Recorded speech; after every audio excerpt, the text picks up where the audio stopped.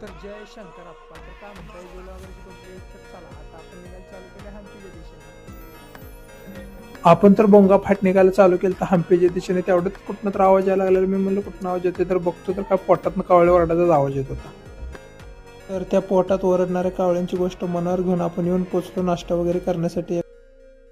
हा गावली बाबा एकदाची. अगं तुला लय हुडकलं कर्नाटकात पण तू कुठंच गावली नाही. पण तू व्ह्युअर्स दुसरं काय नाही, पुरे भाजीचा विषय चाललाय. चला या चहा पिऊ. उगं काय तर दुसरा विचार करताय.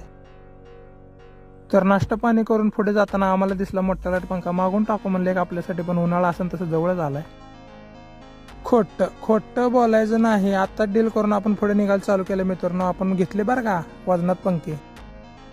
तर फायनली आपण पोहोचलेलो आहे मित्रांनो हम्पीमध्ये. तुम्ही कधी हम्पीला आला आहात का? कमेंटमध्ये मला नक्की सांगा. आणि दुसरा पार्ट पाहण्यासाठी पेजला फॉलो तेवढं नक्की करा.